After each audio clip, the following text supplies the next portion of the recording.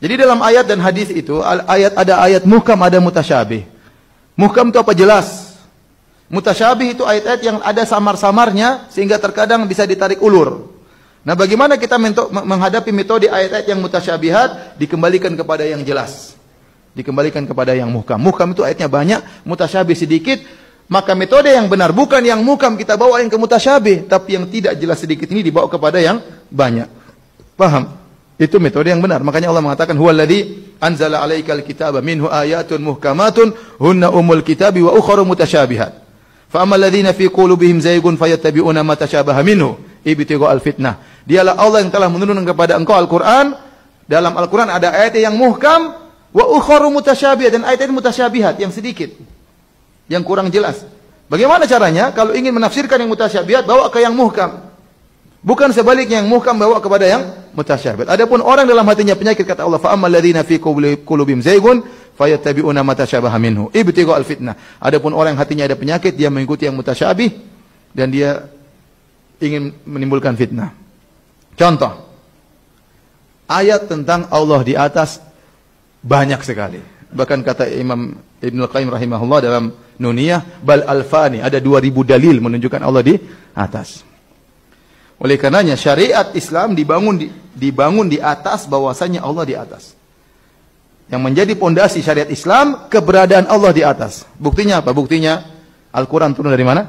Dari atas. Malaikat lapor kemana? Ke atas. Malaikat takut kepada yang di atas. Semua syariat Islam ini dibangun di atas pondasi Allah di atas. Ayat tentang malaikat lapor ke Allah banyak. Malaikat turun, Quran turun banyak sekali. Ya, terlalu banyak.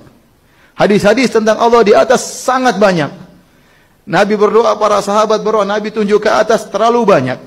Ratusan dalil, bahkan kata Ibnu Qayyim 2000 dalil. Bahkan perkara yang diakui oleh masyarakat dengan fitrah mereka, kalau ada masalah mereka mengatakan kita serahkan kepada yang di atas. Nggak ada yang bilang kita serahkan kepada yang di mana-mana. Kalau ada orang bilang begitu, ini masalah kita besar, sudah serahkan saja kepada yang di mana-mana. Dibilang ente nggak beres otak ente. Apalagi kalau pakai mazhab Asy'ariyah, sudah ini perkara besar, berat, kita serahkan kepada yang tidak di atas dan tidak di bawah. Kira-kira gimana? Asy'ariyah kan meyakini demikian.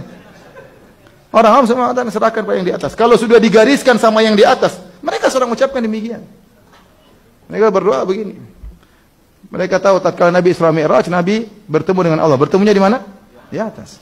Jadi hadis terlalu banyak. Nah, ini terlalu banyak ayat hadis seperti ini namanya muhkam. Datang hadis misalnya atau ayat, wa huwa ma'akum aina ma kuntum. Allah bersama kalian dimanapun kalian berada. Oh, dipahami berarti Allah di mana-mana. Ini semua dibawakan kepada satu ayat ini. Salah begitu caranya. Harusnya yang satu ini dibawa kepada yang ratusan dalil. Bukan ratusan dalil dibelokkan untuk sepadan dengan satu ayat yang dipahami oleh akalnya. Maka bagaimana cara kita memahami wa huwa ma'akum aina ma kuntum? Ya.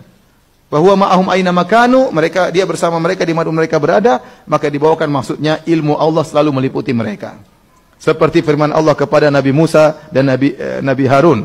Tatkala Nabi Musa dan Nabi Harun diutus oleh Allah untuk pergi kepada Fir'aun, ya, maka mereka berkata, Rabbana innana nakhafu ayyafruta alaina aw ayatgha. Ya Allah, kami takut, saya dan Musa dan Harun takut kalau Fir'aun melakukan kezaliman kepada kami. Kata Allah, la takhafa, janganlah kalian berdua takut. Innani ma'akuma, sungguhnya aku bersama kalian berdua. Bersama bagaimana? Asma'u wa ara. Aku senantiasa mendengar kalian, aku senantiasa melihat apa?